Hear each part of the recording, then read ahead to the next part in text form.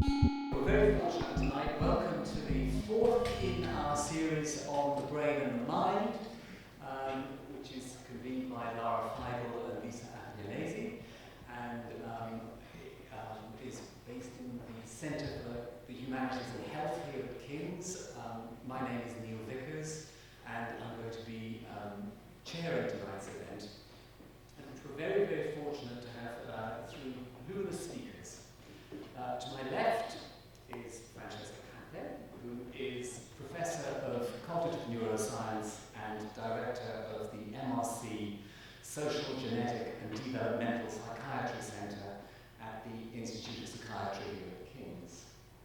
And Francesca's research interests centre on autism and Asperger's syndrome. To Francesca's left is Kathy Lette, who almost needs no introduction. She's a famous novelist. Her books include Fetal Attraction, Mad Cows, and since 2012, The Boy Who Fell to Earth, about the mother of a boy with Asperger's syndrome, and indeed a boy with Asperger's syndrome. Kathy is herself the mother of a fine young man named Julius, who has Asperger's syndrome, and her novel therefore speaks with special authority, as well as with her trademark good humour.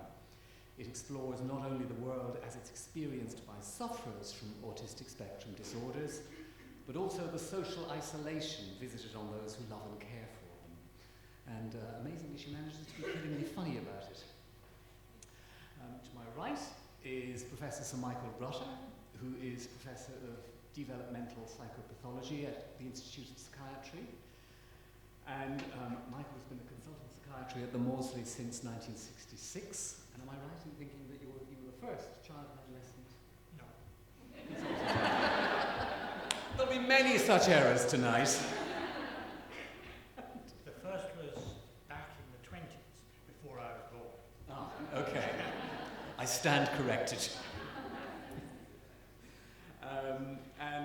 Michael has a long-standing interest in autistic spectrum disorders, not least because Michael is such a pivotal figure in shaping the diagnostic criteria that we currently use. I thought before we look at a short film made by Poppy Sebag-Montefiore, I thought I'd ask each speaker just to say briefly what autism and autistic spectrum disorders mean to them personally, and why it's come to be such an important part of their lives. So, Kathy, if I could ask you first. Am I covered in chocolate?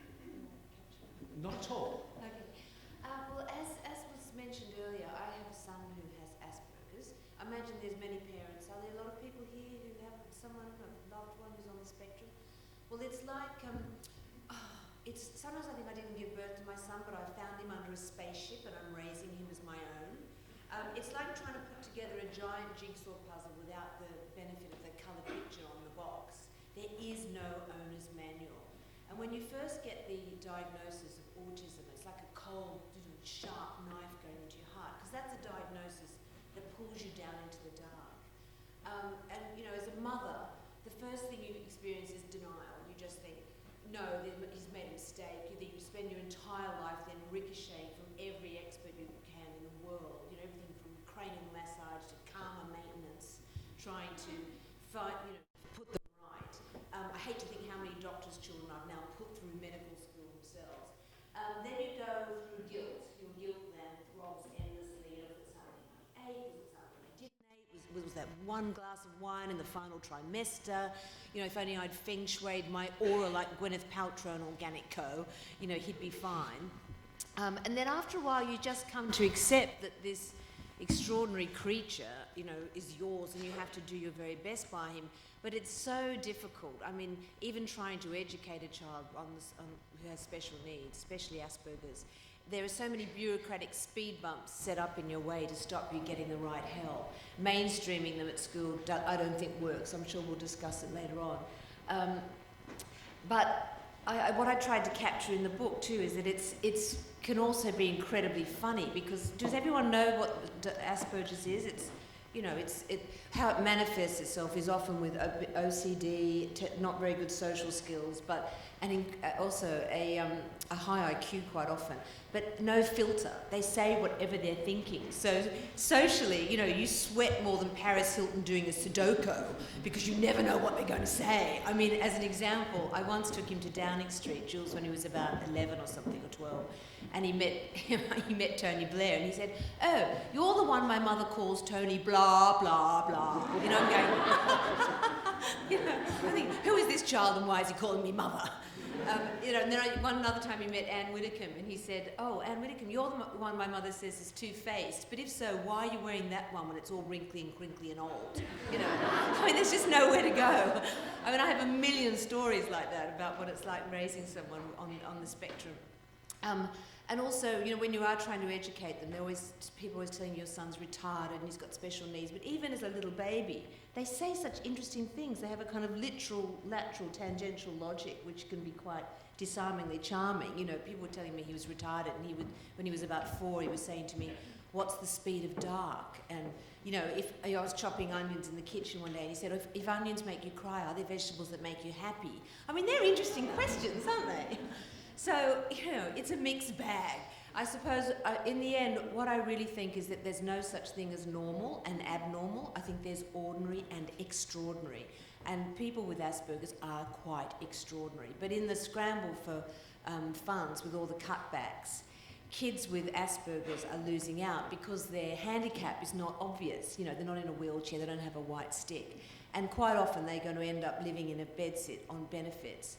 And I think, if we could just find a way to channel their extraordinary talents, they could contribute to society in the most fascinating way. So my son always says to me that he feels like he's drowning in his own brain waves, and I just wish there was some way I could give him. I suppose my book really was a kind of little literary life raft to help people understand Asperger's and destigmatise the condition.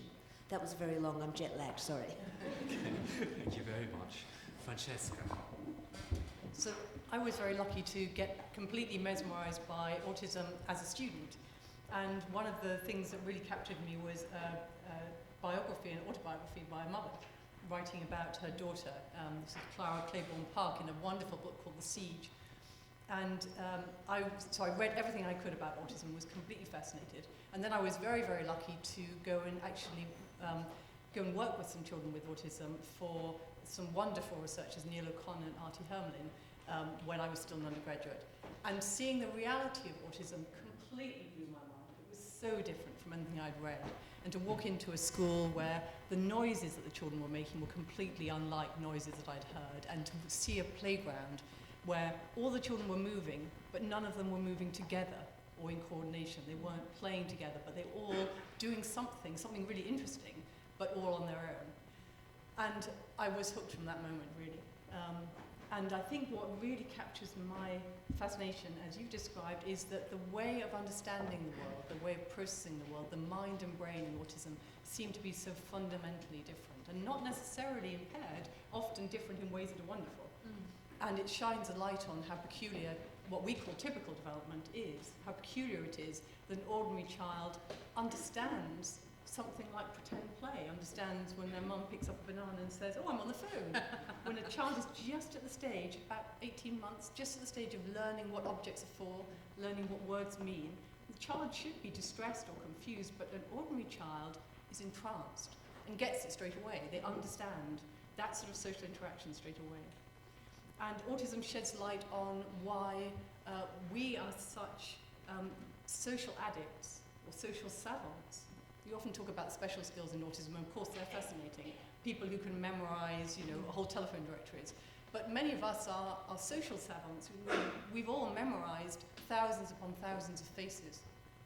So looking at autism helps us see what's very, very peculiar and extraordinary about typical development, as well as, I think, appreciating the very different way of looking at the world. Thank you very much. Michael. Right, well, I first made contact with individuals with autism, or in those days called infantile psychoses, although that's not a term we would use today, when I was a trainee back in the late 1950s, early 1960s. And I started with my psychological colleague Linda Lockyer, a follow-up study.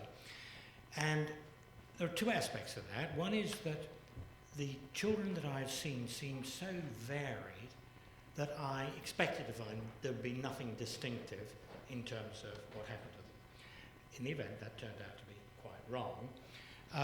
And the other was that it was really designed as a project where I got on with the more serious work of looking at social development, which is what I was also interested in at that time. But the findings were quite striking. Firstly, in showing that a substantial minority of the children who had shown no neurological abnormalities when young developed epileptic seizures in late adolescence.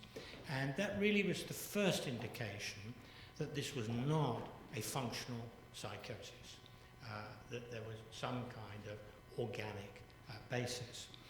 The second was that the children had a quite distinctive pattern of cognitive strengths and weaknesses, and that got me interested in what that might mean and whether the cognitive features might underlie some of the social functioning, which has been studied, well, most recently by Francesca, but by Artie Hermelin and Neil O'Connor before that. And the third was the savant skills. That in the group that we followed, there were a number who had quite outstanding skills of one kind or another. They weren't called savant skills in those days, they'd be called talents or special skills of one sort or another. And so it attracted me in terms of trying to understand better what this was all about. And that led on to other things. It's not, however, and never has been, the only thing that I've been interested in, partly because the whole art of science involves comparisons. So it was crucial to be involved with comparisons with specific language impairment, with attention deficit disorder, with hyperactivity. Partly that it was clear that one needed to have other research strategies. Genetics was certainly one, so I had to become reasonably knowledgeable on genetics in order to do the sort of studies that seemed to me important to do. So, yes, I'm still involved with autism, although my main research now is in other areas. Thank you very much to our three speakers. We're now going to show a very short film by Poppy Sebag-Montefiore of Francesca in her clinic. Out and about in schools. Out and about in a school, sorry, I take it back.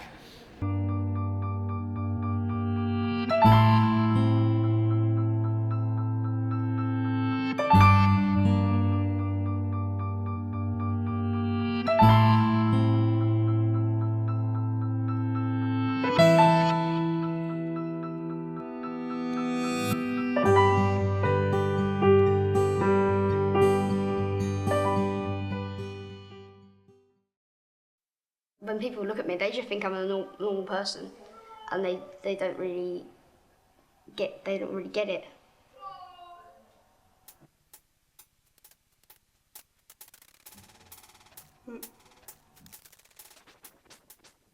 So Uta Frith and I created the triangle animations to tap into the everyday ability that neurotypicals, people without autism, have to see behaviour in terms of underlying mental states. So to see not just movement, but desire, pretense, interaction, and internal states. Today we're going to look at some very short film clips, and you're going to see triangles moving around on the screen. You'll see two triangles moving around together on the screen, and at the end I'm just going to ask you to tell me what you think was going on. Ready, steady? Here we go. The red triangle's quite happy in his house. I think it's a maternal triangle.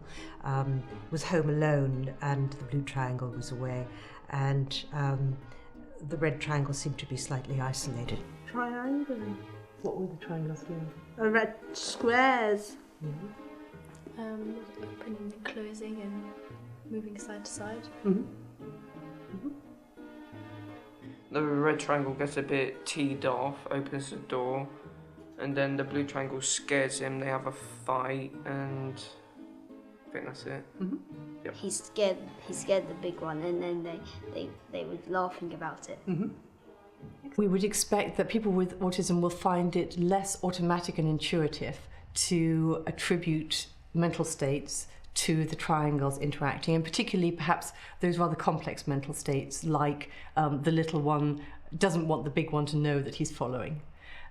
So these kinds of complex mental states, some people with autism can decipher through conscious effort. So what they say is that it's like doing mental arithmetic to try and work out what's going on in an interaction. The big one was the mummy, and it was like a first day of school in a new school, and the small one was scared.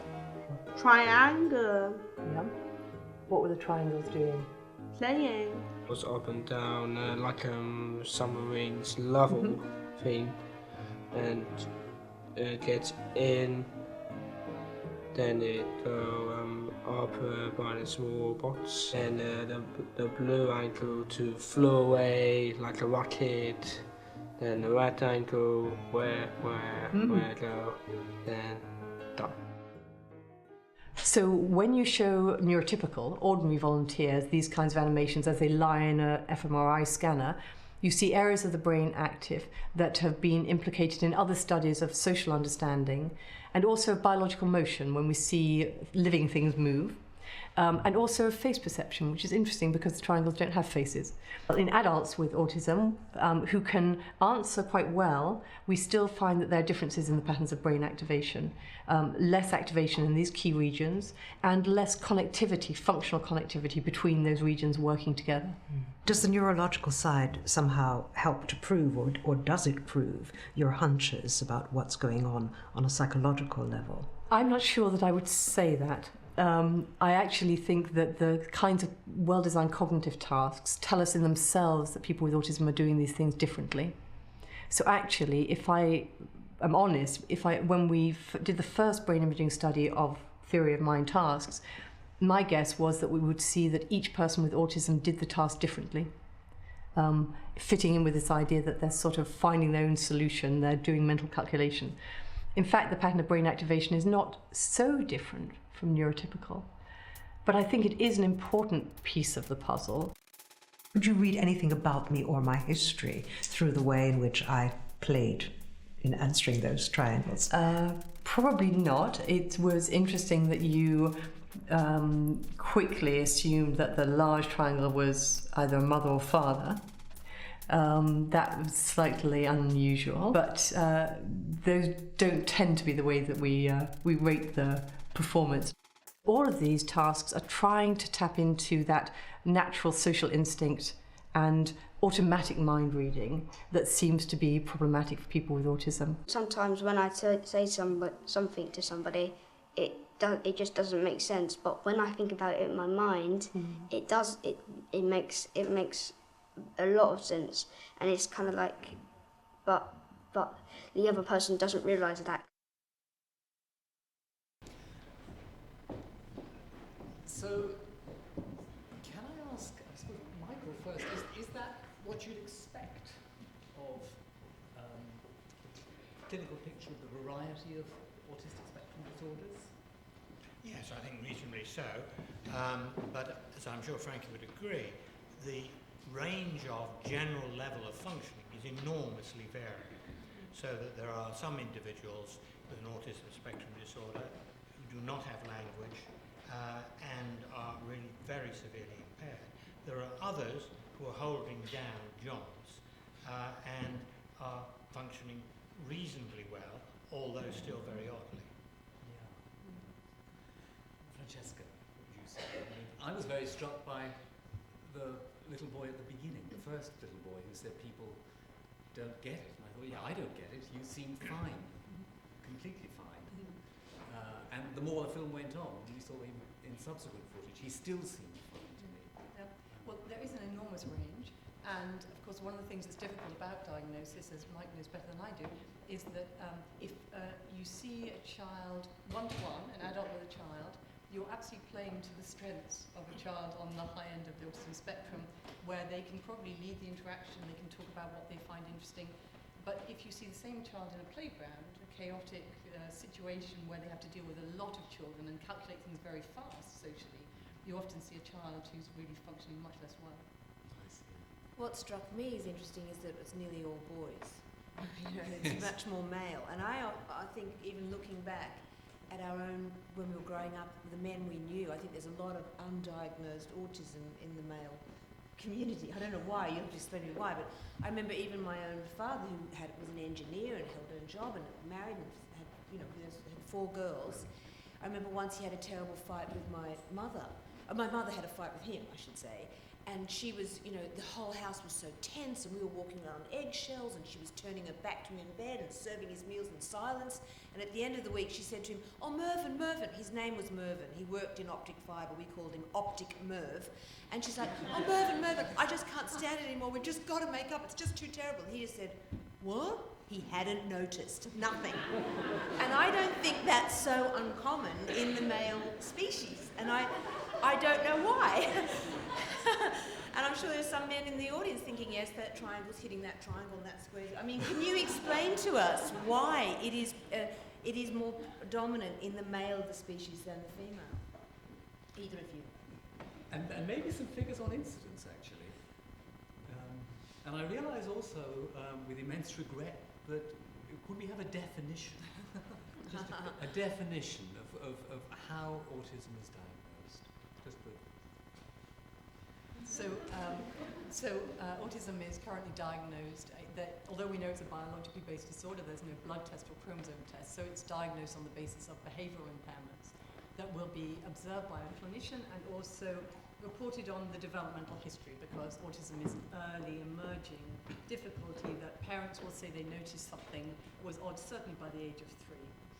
And the difficulties are in social interaction and communication, and the presence of rigid and repetitive interests and activities. And so you see maybe a young child who appears to be happiest left alone, who doesn't go to his or her mother even when hurt or distressed, who maybe hasn't developed any language but also doesn't seem to notice the language around them, doesn't turn when their name is called, and who might be very rigid in their play. They like to line things up and get very upset if anything's changed, spend hours spinning the wheels of a toy car rather than playing in a more typical way.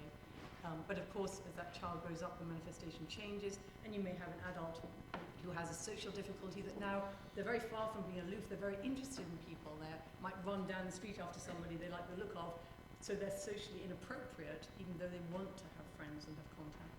And their communication now, they may have a lot of language, but they like nothing better than to monologue about their own special interest, like I'm doing now.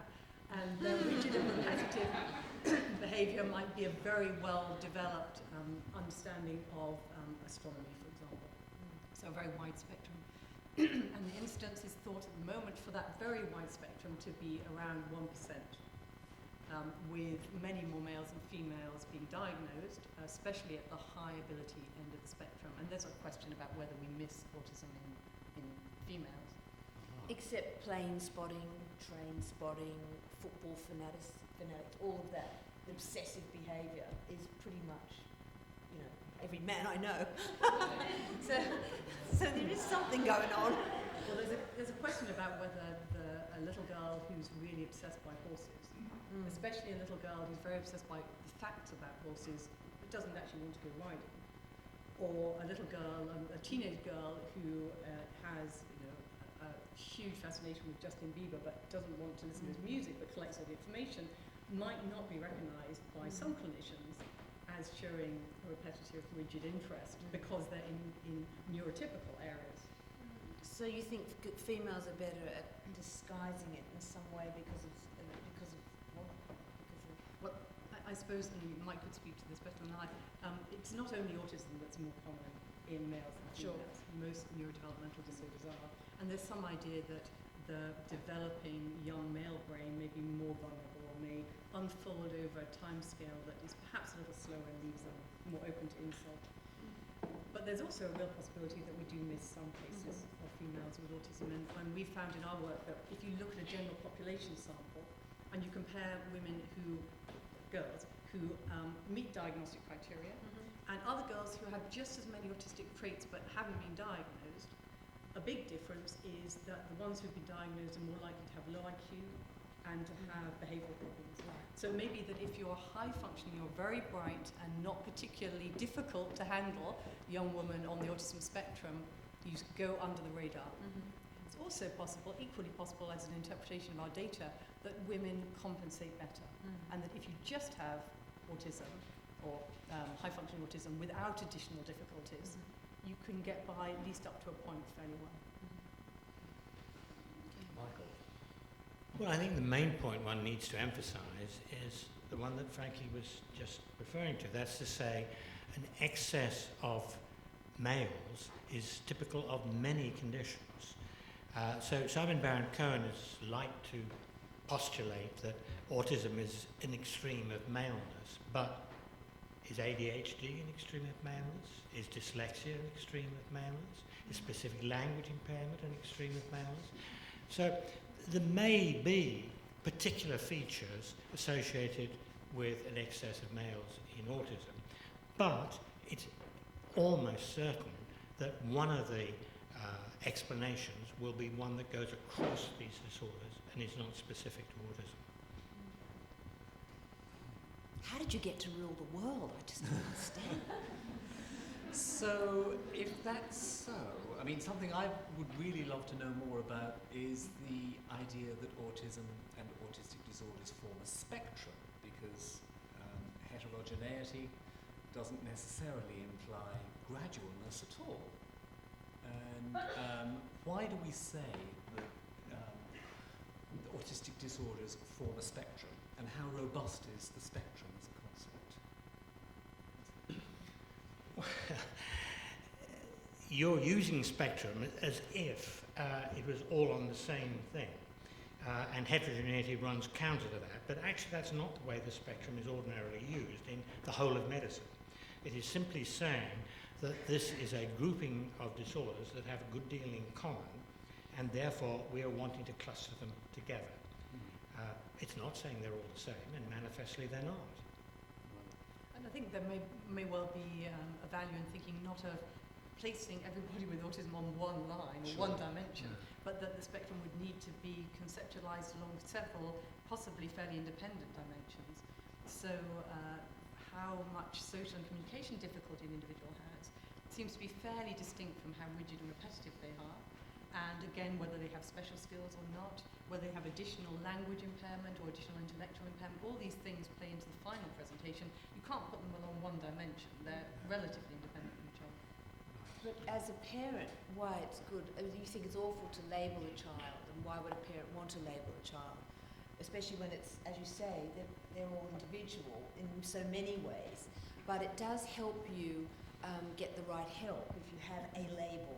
And also it helps it's a shorthand, a psychological shorthand, so that people will be more understanding.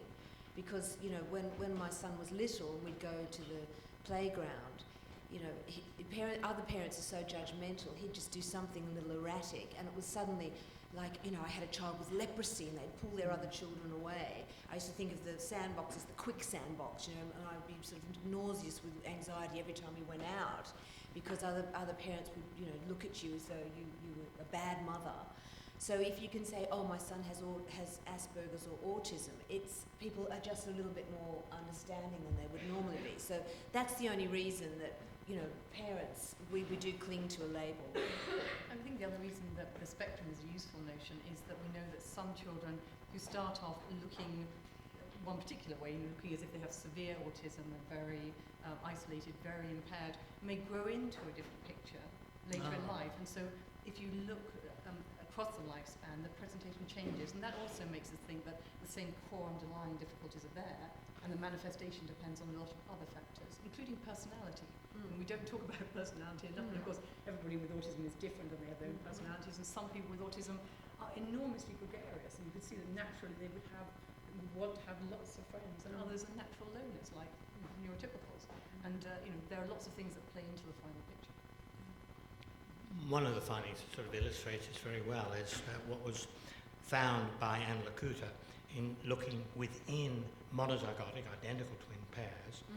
And what she found was that although they both had autism, they nevertheless differed enormously. So that one pair, which I know well, had an IQ difference of 50 points. I mean, that is a lot. So here you have something that clearly is involved in the same genetic liability, and indeed is showing many similar characteristics, but is also showing great variation. And that's very typical of what one finds.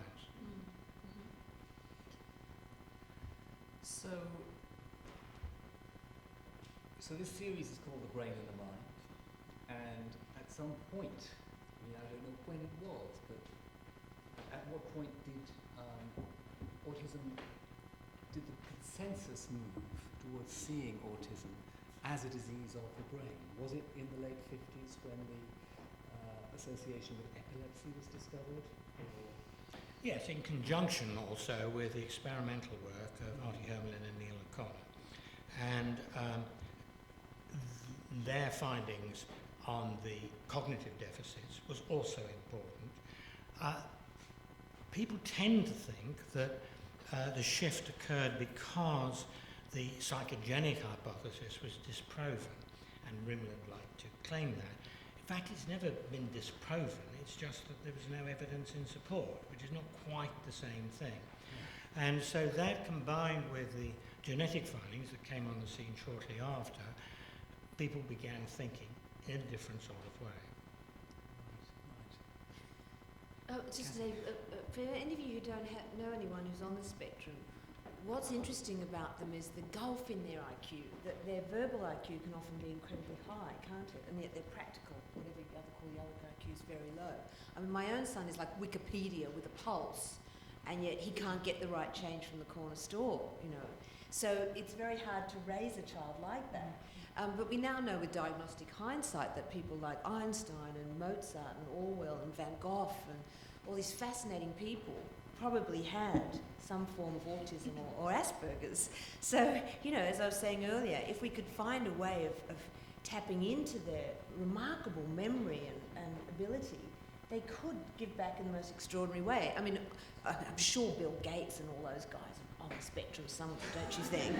I mean, come on, they've got to be. But then my son also says to me, oh God, the pressure on me to be a genius, which he also finds equally as sort of frustrating as people thinking he's retarded. So, yeah. I think your point about uneven abilities is really important, and it isn't even as straightforward as verbal and... Sorry, it's not even as simple as verbal and performance. So even within verbal tests, you find that a child or an adult with autism, as you say, may have a fantastic vocabulary, and on that part of the test they do amazingly well. And then on another part of the test, where there are simple questions like, why do we need policemen, or what should you do if you cut your finger, they'll give the sort of straightforward, logical, but not neurotypical answers like, oh, what should you do if you cut your finger? Bleed. Or why do we need policemen to wear helmets? So there's a sort of disjoint that doesn't work, because those are pragmatic questions where you have to understand why you're being asked the question. It's the same reason that children with autism in mainstream school get into trouble when the teacher says, oh, what's the capital of France? And the young man with autism says, why are you asking me? You told us last week. Have you forgotten? So it doesn't make sense unless you understand the kind of social pact. Sure. And it can be dangerous too, because, I remember walking along with my son when he was about 13 or 14. We were walking along Finchley Road, and this big hairy biker was coming past us with tattoos and piercings and everything. And I thought, we'll just scurry past quietly. And my son stopped him and pulled on his shoulder and said, has anybody ever told you that your chin looks like upside down testicles? It's fascinating. I'm thinking, run, Or, the other thing about you were saying about the police and ambulance and things. Once I was going out, and he was about 13, and I said, Jules, I'm going out. If you go out, will you lock the door and lock the window? Because I don't want, burglars stealing my jewellery. And when I came home, the window's open, door's open, he's out. And when he got back, I said, Jules, why didn't you lock the door? I told you I didn't want burglars stealing my jewellery. And he just looked at me and said, why would men want jewellery? I mean, there's a logic there, but, and it's very hard to always be explaining the world to them. It's like living with a Martian. It's interesting, but exhausting. in recent years, we've had a lot of technological developments. The genome has been sequenced. The diagnostic imaging techniques have improved. Has our understanding of autism been brought on commensurately by these, or in any way by these developments? Well, the answer has to be the unsatisfactory one of yes and no. Okay. Yes, in the sense that we have a much better understanding of how the genetic influences operate, and the picture is quite different from the way it was viewed even 5 years ago in terms of the role of copy number variations and things of this kind.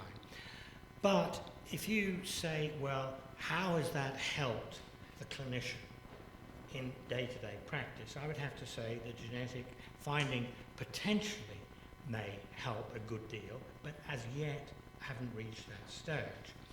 And in terms of the imaging findings, well, Frankie has already said, really, they have been very instructive in all sorts of ways, and I would actually be a bit more positive than she is in terms of the ways in which this does elucidate the ways in which children solve tasks.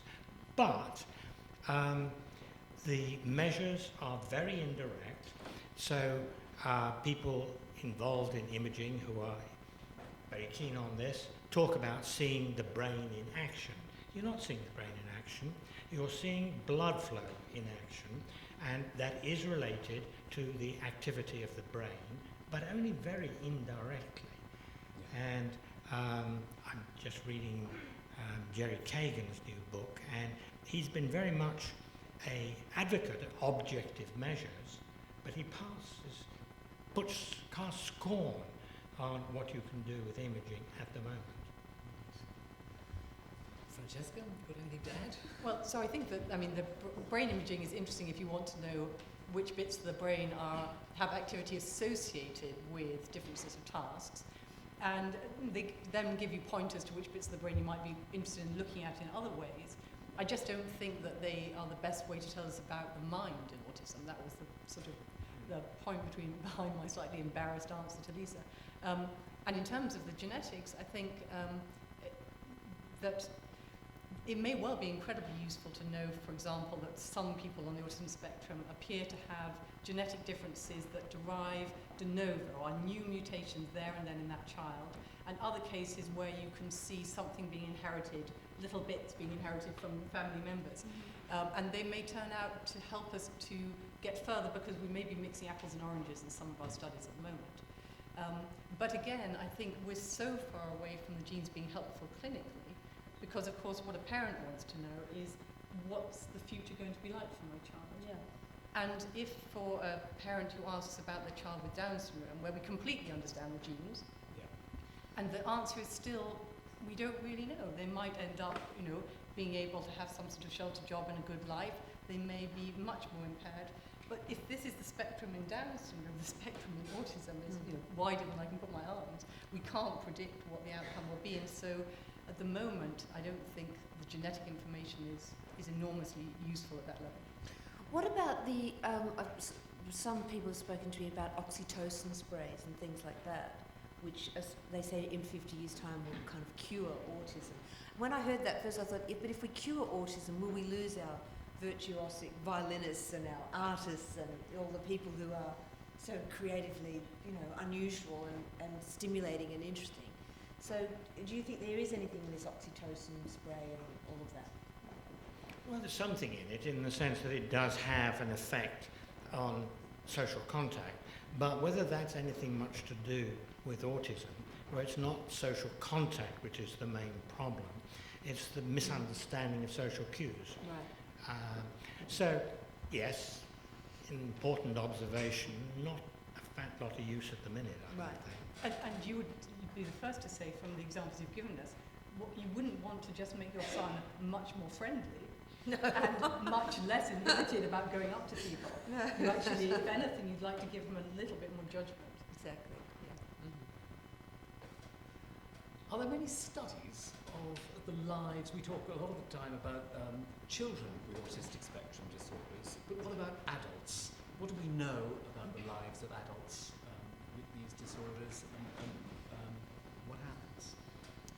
Well, I think Mike should speak first because you've probably seen more children grow up than Yes, well, there's Pat Howlin and her colleagues have just completed a follow-up study into adult life. This is of those who do not have severe intellectual disability. And the findings are very informative. What is most striking, though, is the number who have got an IQ in the normal range on non-verbal tests, so have good predictors of outcome, but yet are really quite impaired in adult life. And one of the things that she and her colleagues have been trying to look at is what is different about those. And it's not clear. But they do not do as well as one would expect. So is that because the basic handicap, if you like, is more serious than one had thought? Is it because services in childhood were less adequate than they are now? Is it because services in adult life are less adequate than desirable? Because the services for young autistic adults are woefully inadequate. So I think it's important to add to everything that Mike has rightly said, that that's a cohort that were diagnosed by the much stricter diagnostic criteria that applied how many years ago? Many years ago. And we don't know from that study how the children who are young now, or even the young adults now, will be when they reach the same age, when they're 40. And we can hope that the outcome will be much better. I mean, there are recent, very interesting studies suggesting that some children transition off a sort of autistic picture even into middle childhood, and that's too early to tell, but certainly children get so much more intervention now and so much more understanding from the general public that you could hope for a much better outcome, I think. There's so much to say on that. The first thing I want to say is about, I don't agree that kids are getting the right help now because we're mainstreaming children with special needs. And I think mainstreaming a child with special needs is as pointless as, you know, giving a fish a bath. And if my son went to an inner city state school, I mean, the teacher was already trying to deal with a lot of kids who, you know, don't have English as a first language, so she was mastering the rudimentary skills of, you know, Somali language, you know, Hindu, Klingon, whatever. Then she had 4 kids with special needs and their helpers in the classroom. It was, you know, it was so claustrophobic in that room. You had to sort of, you know, a sardine would feel claustrophobic in there. And it was a well-intentioned idea, but kids with special needs need special education.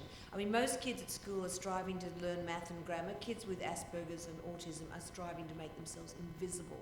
They come home with signs on their back saying, "Kick me, I'm a retard." I mean, they're just made to be bullied. It is not working. It needs a serious rethink. And the other thing I was going to say, though, is we're talking about a disease of the mind and all this sort of thing. I mean, I heard a fantastic guy on BBC on the radio talking about his autism.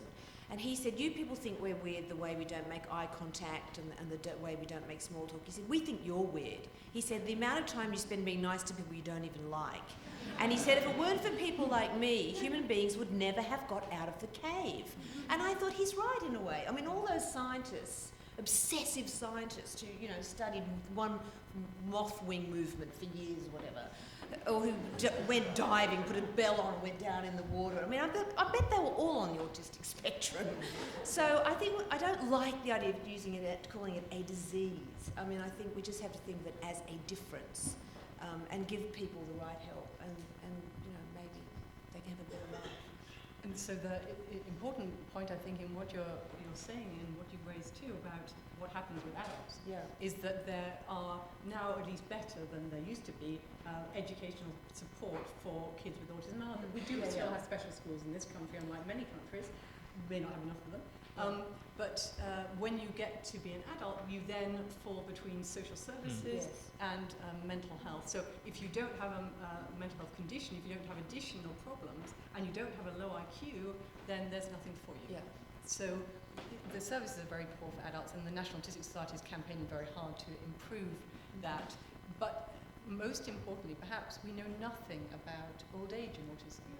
And the first cases that were diagnosed by Leo Kanner in the 40s are now, of course, growing old.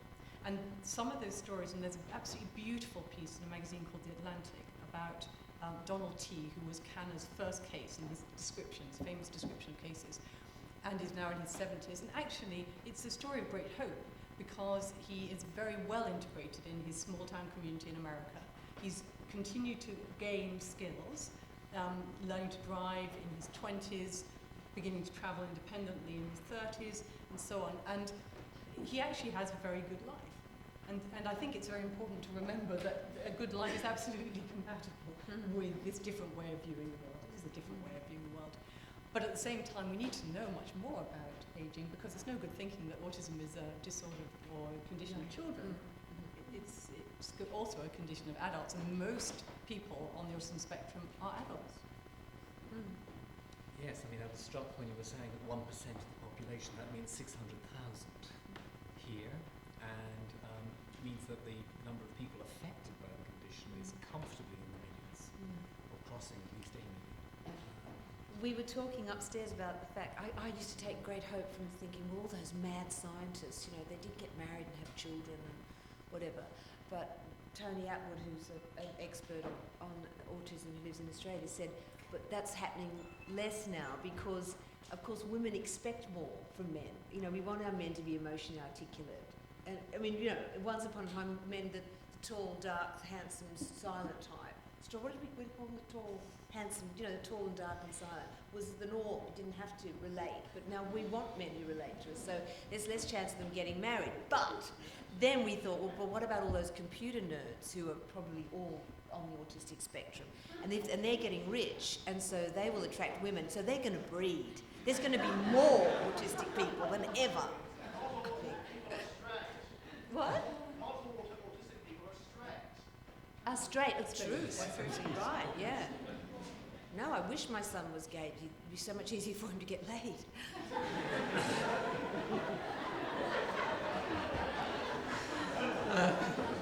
And what do we know? I mean, Michael, you were talking about some of the reasons why, sorry, I'm being told to speak into the mic, some of the reasons why high-functioning people with autistic spectrum disorders have difficulty. I wondered about things like marriage rates, very basically, because especially with men, marriage has a big protective effect on all sorts of health. What do we know about those sorts of things? And reproduction rates. The number of autistic people having children, are they very, very low? Or Yes, but coming back to what Frankie was saying earlier, the evidence has to be based on people diagnosed a long time ago. Right. But putting that on hold, yes, the rate of marriage is very low. The rate of having children is very low. So that raises the question, if autism is strongly influenced by genes, which it is, why does it not die out if they don't have children? So the answer people like to put is, well, there are many talents that autistic individuals have, and that sort of compensates. But actually that's not the way genetics works. So that the survival of the fittest is concerned not with adaptive functioning, but simply having children.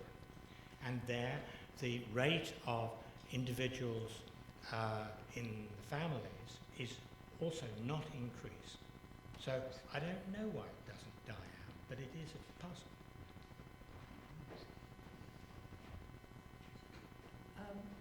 I think at this point I'll invite questions from the audience. Anyone got any questions or comments that they'd like to make? The man at the front here. I'm a surgeon myself, and I was diagnosed at 50. The reason that people don't get diagnosed is because you have to have your parents alive, saying how you became when you were a kid. And that is why you don't have adults diagnosed. Having said that, what you need is to provide people who are Asperger's with the manual. Sorry, I wonder, would you mind repeating your question, because we've got lousy acoustics here. I'm so sorry, but it just does mean that people at the back will hear you. Fine. My name is George Chiesa. I'm Asperger's. I was diagnosed at 50. I'm currently 55. The reason that people don't get diagnosed is because you need your parents to be alive and testify how you behave when you were a toddler. And that is not available for many of us. So that's the first reason for the statistic being biased. The second reason for the statistic being biased is that people like me who are high functional autism adapt and don't need to be diagnosed until they crash and burn.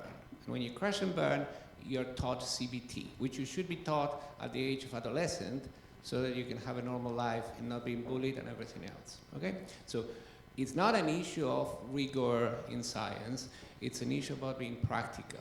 When people get bullied in school, you need to teach them CBT. And you need to test them genetically to see if they have a trait for autism. And if they do, you have to provide support from a social point of view, not from a medical point of view. I'm a regular volunteer in Cambridge, and I've been testing from oxytocin to everything else, and it does have effect. Oxytocin have the effect of slowing time and allowing you to react and understand what's going around you. And I experimented that on myself. So it does work. What needs to happen is to have a policy that doesn't say we need to be politically correct and assign money where we can prove that we're getting results. We need to experiment more to give people a better quality of life. Thank you.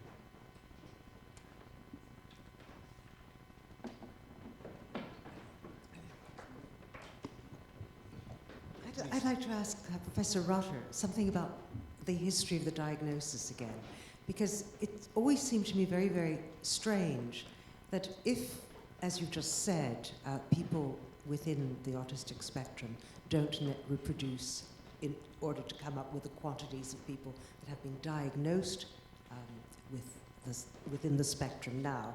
Is this because something strange is happening biologically, or is it because the diagnosis itself, which was not used very much until quite late in the history of psychiatry, has now somehow garnered an amplitude which allows it to take on board things that might be diagnosed differently, or would certainly at one point in history have been diagnosed very differently. So I'm wondering about how you grow a diagnosis, and whether, since people do express themselves within the language available in the time, we might actually latch on to that diagnosis far more because it's available to us than if it weren't, and we had, you know, a series of 50 other diagnoses. So I wanted a little bit of the history of the growth of the disorder and the diagnosis. Well, the time I was starting my research, people talked about infantile psychoses, not autism. So autism, as it were, came to be the word that was used later. That actually did not involve a changing concept, really.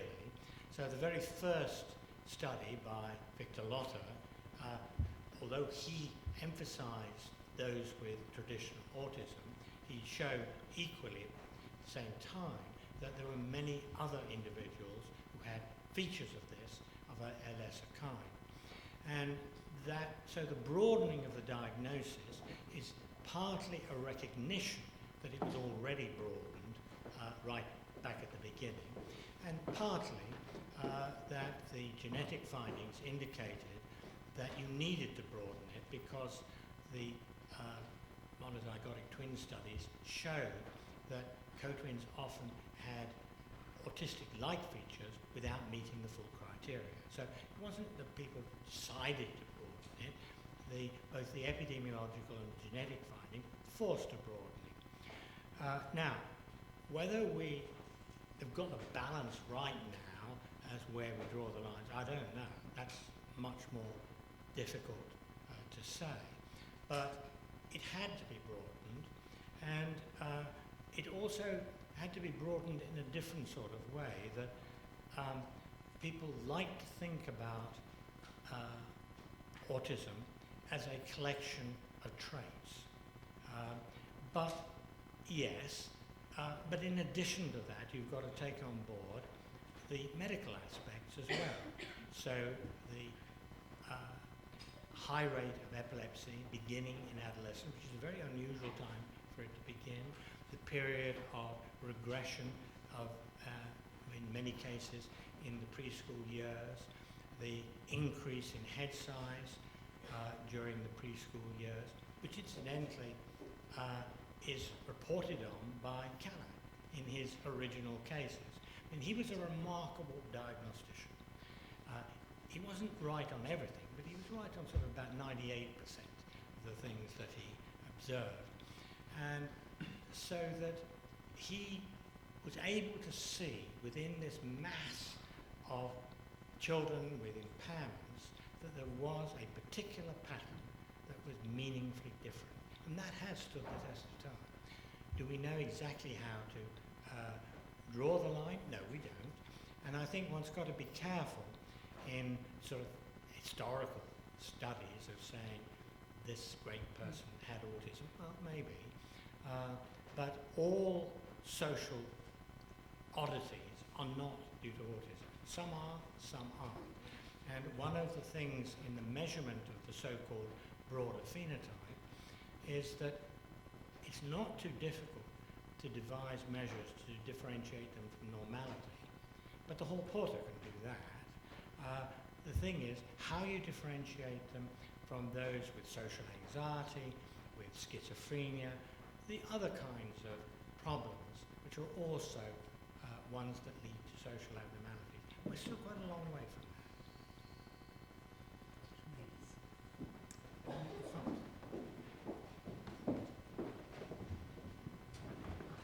Yes, I have a son with Asperger's who's 10, and he goes to mainstream school, and it always seems odd to me that the one child who has problems with social skills is the one who's supposed to try and adapt to fit in with everyone else.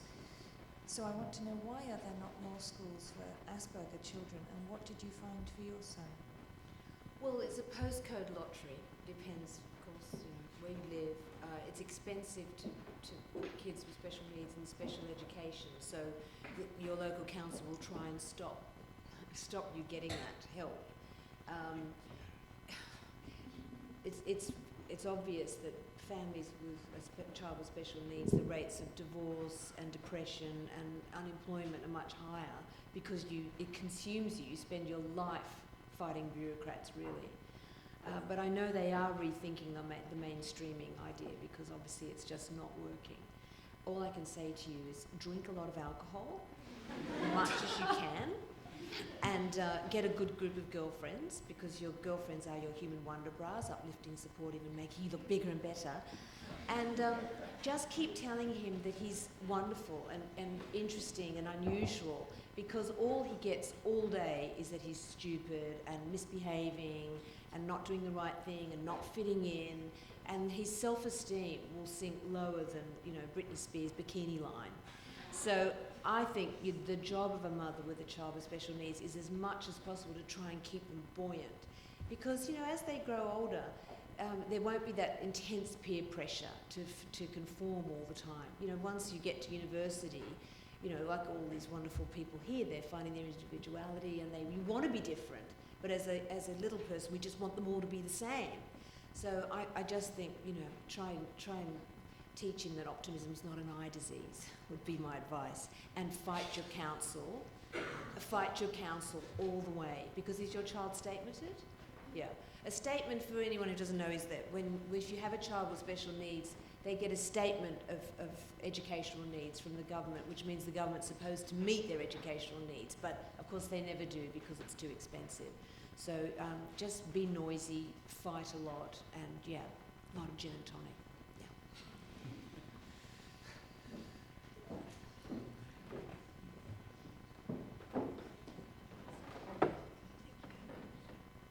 Thanks. Thank you very much, all of you. I have a question about the notion of the spectrum and the way that it's used. I have a brother with autism and a cousin whose function is much lower. And I'm also interested in the way that autism is used in literary studies to describe, I think in literary studies, the notion of the spectrum is used to describe neurotypical characteristics, but as an intensification. So autistic is often used as an adjective to describe a characteristic which could be neurotypical, such as losing yourself in concentration, but in a much more intense form. And that, I think, leads to a lot of the discussion about, everyone saying, oh, my brother, boyfriend, father has some autism, I think. Or papers with names like, was Jane Eyre autistic? And that can be really helpful, I think, for high-functioning people, because it, encourages more understanding. But I think it can be very alienating for families where, say, the child can barely speak and the adult can barely speak. And I just wondered if you thought it's helpful to talk about the spectrum in that way or not. Thank you. Well, for what it's worth, I think I would make a distinction between seeing things on a continuum at different levels. So behaviourally, you may well say everything is shades of grey. And it's hard to think of any piece of behaviour that somebody on the autism spectrum shows that you won't find at some point in typical development. So I remember when my youngest son was stuck in the 2-year-old phase of watching the same video over and over again, and his older brother and sister were weeping with boredom and saying, no, not Alice in Wonderland again. But the wonder is that a typically developing child moves through that phase and naturally no longer wants to do that. But children with autism and adults with autism often don't. They stay wanting to watch the same thing over and over and over again. So at the behavioural level, it's true that everything smudges into everything else. At the cognitive level, I think there are some real cuts. So I think people on the autism spectrum, by and large, do find it difficult to represent what other people might be thinking. And that's not true in general typical development. So the difference between one person who's very socially skilled and another typically developing person who's not so socially skilled is probably a mixture of personality, motivation, life experiences, and so on. And that's different from not having the basic understanding that other people have thoughts. So I think at the cognitive level you might say it's not all just shades of grey. At least in some ways. On the other hand, I think the eye for detail that we see in autism, you can also see in people without autism, and that may be where some of this relationship to talent goes on. I personally don't like the Asperger spotting of saying Einstein had Asperger syndrome. Hans Christian Andersen, I was told, had Asperger syndrome. I mean, I think it becomes a nonsense. So I think it depends on the level. Genetically, again, it'll be a different story. Neurologically, it'll be a different story, whether we're all on a dimension, we're all a bit autistic, or whether actually there are real qualitative differences.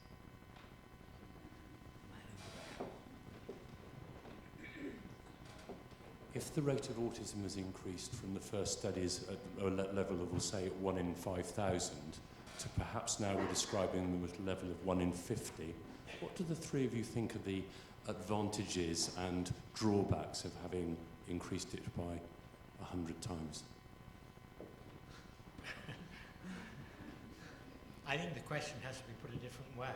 That's to say, has there been a true increase or not? And the answer to that is, much of the increase is due to a broadening of the concept. It's easy to demonstrate that. Some of the increase is due to better diagnostic facilities, children getting seen and properly assessed. On top of that, there may well be a real increase. Does it matter? It matters hugely, because if there has been a huge increase, that has to be through some environmental risk factor, possibly in association with genetic liability, but you will have to find some kind of environmental hazard. At the moment, there really is very little idea as to what that might be, but it's worth investigating.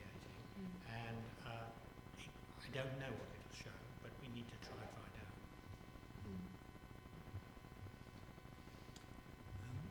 Over there. Can you just pass, maybe just pass the one back? I'm anxious to take some people from the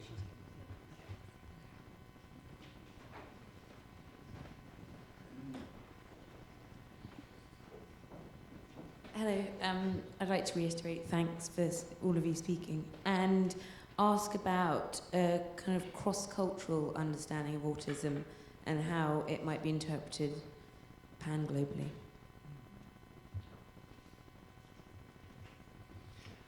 Well, there are very few satisfactory studies looking at autism either in terms of its rate or its pattern across countries.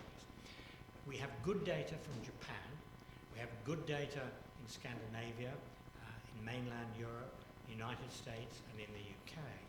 And there, the similarities far outweigh such minor differences as one might find.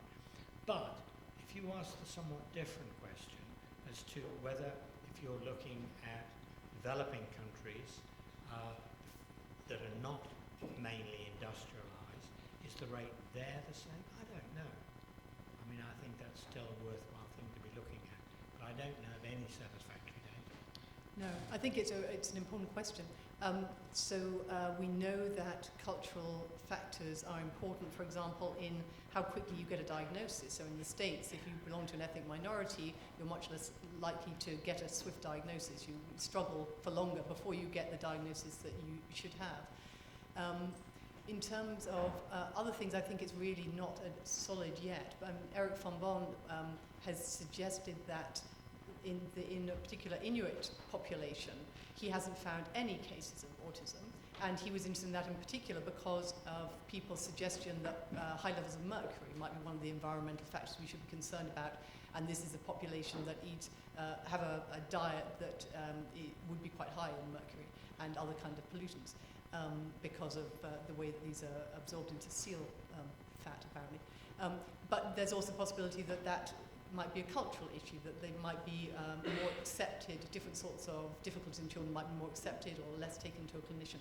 So really complicated issues. And I was certainly taught as a student, autism is found the same all over the world and the same rate. And the answer, as Mike has said, is we don't know, because the most interesting populations would be the ones where it's hardest to do the studies because there isn't good surveillance or there isn't a widespread notion of what autism is. In the countries where those things are in place, it's striking how similar autism is, I think. It's also striking that you can meet tomorrow in a clinic a child so much like Leo Kanner's descriptions from the 1940s. I mean, just so similar. And so people with autism are somehow more true to themselves. There's a sort of purity to that that you can see. But the answer is we don't. Can we pass it to the man right at the back? Or would you like to shout? Or you could just shout. I can shout. You described a lot of different behaviours that are autistic behaviours. Some of them, for example, the example of the father who didn't notice that he was making everything right quite unpleasant in the house.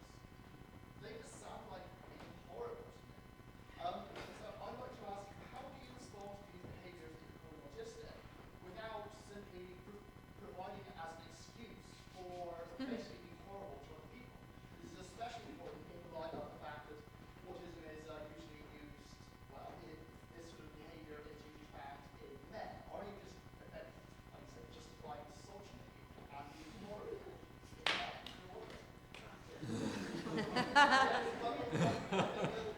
Kathy, I feel that one's for you. I thought in your example it was your mother who was being horrible. Oh, And your father was just being blind. No, I didn't mean it that way at all. Well, I think with my own son, if he behaves badly or is rude, whatever, he is then so tortured later about his own behaviour. He's not doing it out of any nastiness. He doesn't understand the situation socially. And then because he has OCD as well, he'll just angst about it and has terrible anxiety. So, no, I don't think it should ever be used as an excuse for bad behaviour. And I'm personally allergic to misogynists. I like to use their testicles as maracas. So I definitely wouldn't condone it or excuse it.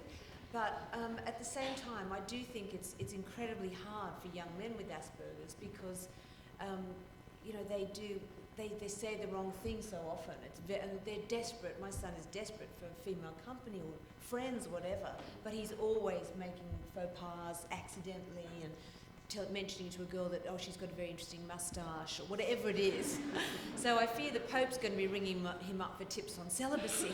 So I do think if we can teach more social skills, that is so important. And I know there are some places where a very simple skill for kids with autism, they're getting them to watch certain films and turning the sound down and just explaining to them what the body language is. There's simple things like that, which sound a bit remedial, but actually could be very, very effective. So. Can I just make the point that people on the autism spectrum are not horrible? No. And they're no more horrible than you or I and the neurotypicals in the room. And in many cases, less so. I mean, certainly less prone to lie and deceive than neurotypicals are. There's an important distinction that needs to be made, and sometimes it gets smudged when people talk about empathy. There's a big difference between being able to put yourself in somebody else's shoes, to know what they might be thinking, and caring about what somebody is feeling. And to the extent that a person with autism recognizes what you're feeling, they will typically care about that. Yeah, overcare. And that's very different from the sort of psychopath who is often very good at mind reading, in fact Machiavellian, and uses mind reading to manipulate people, but doesn't give a damn what you're suffering. And sometimes these things do get smudged together in the way that people talk about people with autism not having empathy, but actually they're very, very distinct. Yeah, that's a good point. Do you feel you can shout? Yeah, with your... Yeah. Okay, teacher voice, hello. I'm a mum of a 3-year-old boy with autism, so he's young, so hopefully not anything possible. But my big concern at the moment is that he doesn't speak, which is quite common. It's not too late. I think we've got till the age of 5 and then probably had it. So it's a big, well, not always, it's a big concern, and I'm just really surprised that I've searched for studies and I harassed professors like you on the email, and I haven't found anything to read that's satisfactory about why can't he speak, because to me he seems bright. What are the indicators he will or won't? Is there something, I'm doing speech therapy and special education, but why is there not much written or studied specifically about acquiring speech? Or is it just goes with cognitive problems or impairment? Did he have speech and then he lost it? Never had it, yeah. But he is only 3, but it's not one word, it's nothing. Well, there are ways in which you can get clues as to whether this is normal or not, so that the understanding of language, if that is going along okay, then the odds are that the use of language will follow. If the use of language in play, the ideas in play are okay, that's also a good indicator. Whether there are other problems, for example, drooling the mouth because of lack of control, that makes it less likely, that things will be okay. So there used to be a view that it's too early to tell at 3, because many children who are not speaking at 3 do learn to speak later. But I think that's not an argument anybody would put today. There is a need for a proper, thoroughgoing assessment that looks at all these related skills, and it doesn't land up with a certainty as to whether speech will develop, but it'll give you a pretty good idea as to whether it's likely or unlikely. It might also be important to say that, of course, you'll be putting into place other ways that he can communicate in the meantime. I'm sure you don't have this misconception, but sometimes there's a misconception in the general public that if you help a child who's not speaking to communicate their needs in other ways, with picture symbols or with some other method, that they won't bother to develop speech. Yeah, so do everything, because all the evidence is that the more ways that you can communicate, the better. And one of the things with children with autism is that sometimes they don't have the notion of communicating. So it can involve motoric problems, real problems with forming speech, and that's why when you begin to see echoed speech, even though it's not used for communication, that can often be the beginnings of developing more useful speech. But it can also be not having realised that you can exchange information, which is what speech is. And to give you hope, my son didn't speak till he was 4, now he doesn't shut up. You'll miss those days. The man in the orange t-shirt. Sorry, this is actually very related to that, because I've got an oldest son as well, also doesn't speak. But you can tell he does understand language because he follows instructions, quite complex instructions. However, the few words that he does say, and they number less than 12, when he pronounces words, it's almost like a deaf child pronouncing words. All the vowels and sounds are not quite there.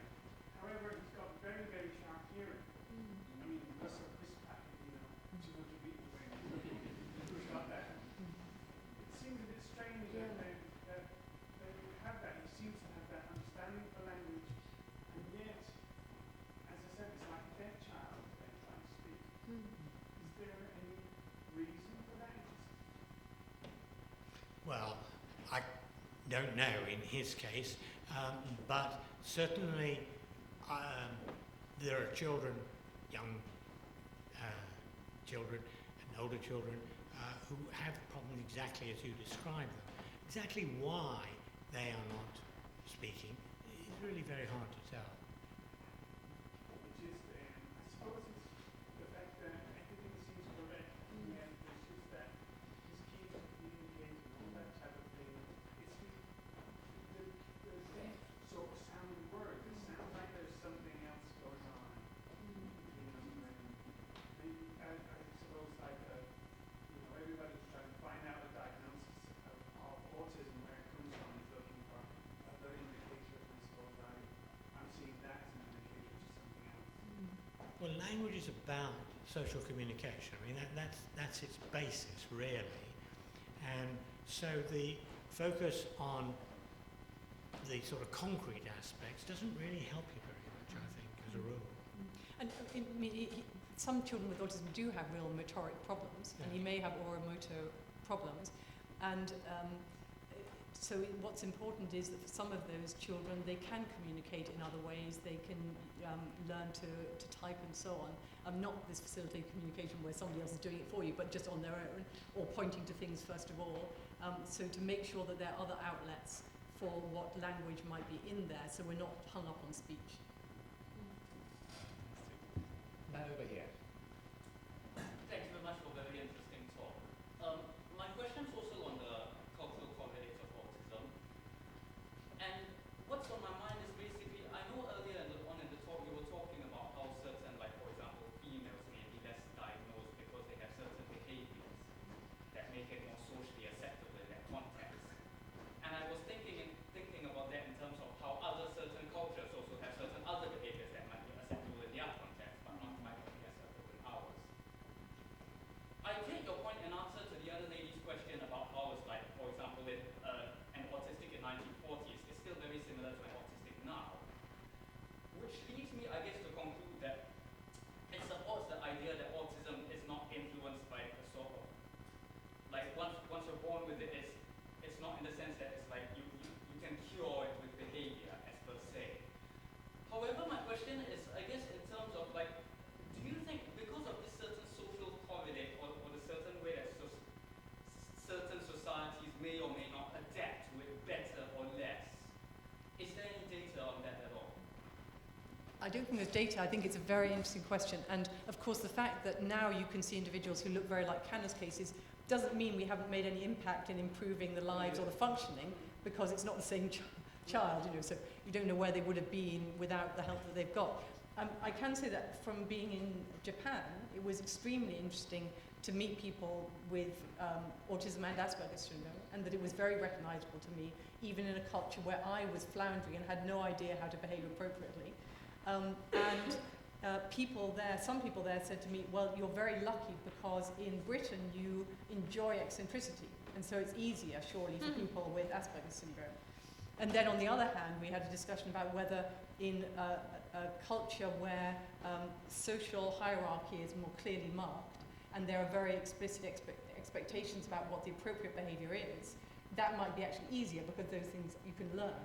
So I think it's a very interesting question. I don't know of any data, but clearly which culture you find yourself in is going to make a big difference just to how easily you adapt with the pattern of thought that a person with autism has, just as what sort of language you have to learn has a big effect on how well you do if you're a dyslexic person. So if you're in a nice regular orthography like German or Italian, it's easy to learn to read and learn to spell, even though you still have dyslexia as shown by other kinds of tasks. If you happen to be learning English, forget it. I mean, it's the worst possible language to try and learn. Young woman here.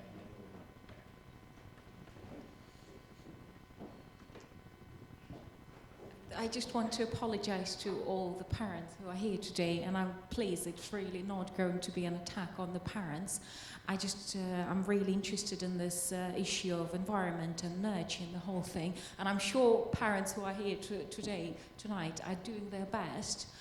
But if we assume that play is fundamental, and we do loads of things to prevent healthy play, and if we assume that that is having a major negative impact on children and leads to all sorts of issues, mental and physical, to do with mental and physical health, if we were to start a very, very intense campaign and say, take the dummy out of your child's mouth, play with them at least, 3-4 hours a day, take all electronic equipment away, let them crawl, let them walk. If it was very intense, starting from a very early age, nationally, do you think would that lead to any major changes? But again, I'm omitting the neurological and genetical at the moment.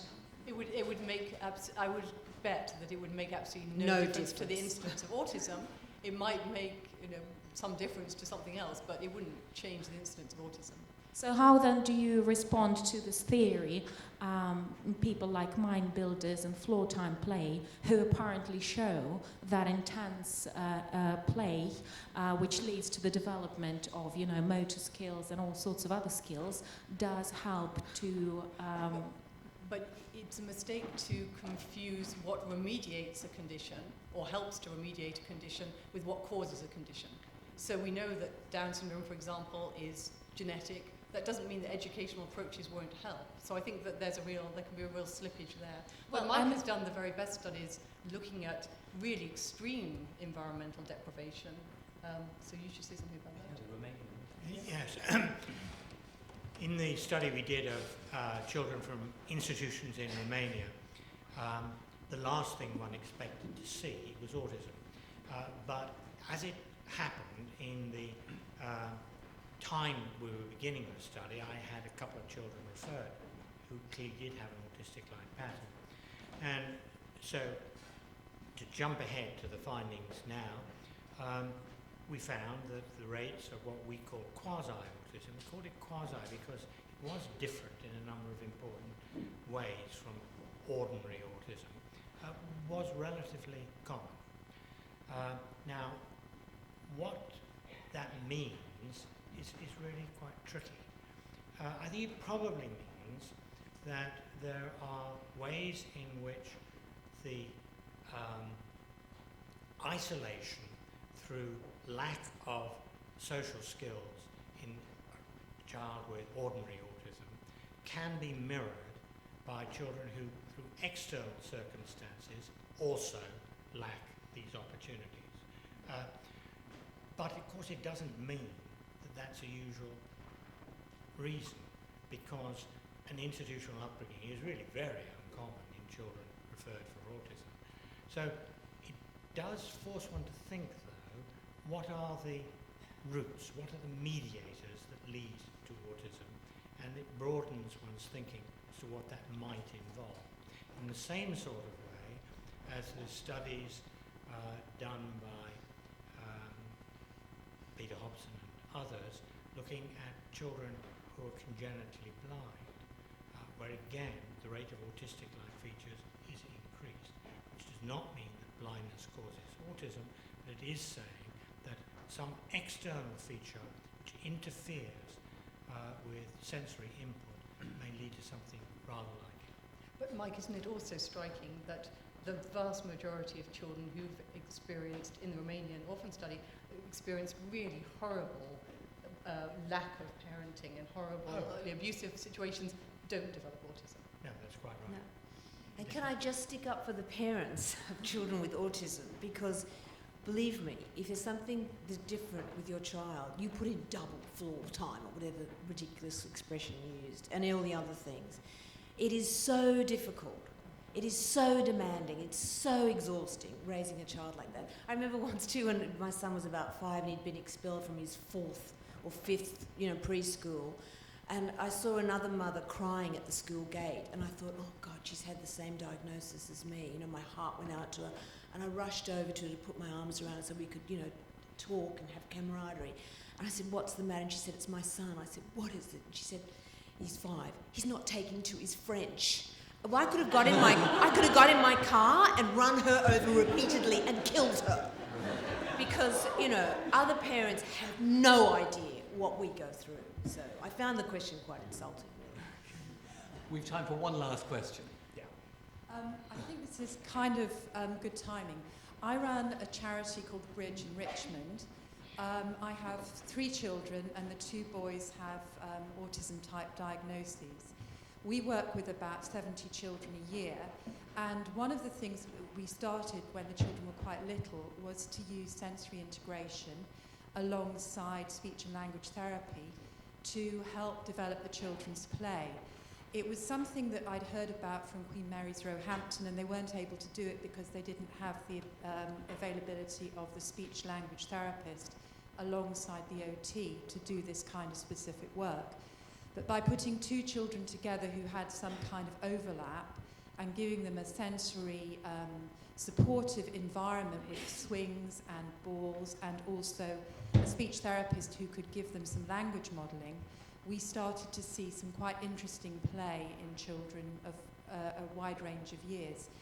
What concerns me a lot about the autism diagnosis is that it can be a large umbrella that doesn't always take into account the full detail of a speech and language communication disorder, the differential diagnosis, the spiky profile, and the sensory issues which so impact a child every day. Also, if you're testing a child with a communication disorder, as some of you guys have noticed, there can be quite a marked delay, almost that you can count, between a noise being heard and a response coming out. My eldest son is now 22. He's at university. He was told he would never get a GCSE. He was told he needed to be in a school for autism. He's a gifted linguist because he's got a gifted language memory, but he did Gestalt language processing, so he learned blocks of language, not single words, and testing them. Parenting and understanding your child is absolutely the key. The special educational needs system is a disaster because kids are being put in mainstreams when they don't understand what the teacher's saying because their language processing time is so slow, they're only picking up 5 out of 10 words. Their sensory system is so acute in some situations that when they're looking out of the window to try and help them concentrate, they're being told off. The ALERT program of sensory integration, which we ran at a school called Greycourt in Richmond recently, showed a group of kids how to help them bring their concentration back in class by drinking water and doing chair press-ups. It's crazy that one has a level of ability to analyse a child's need in such a careful way, and yet an autism diagnosis can blanket or cover over with its quick-fire wording in some respects a whole load of information that can actually help parents to access help. You should get a mothering medal, by the way.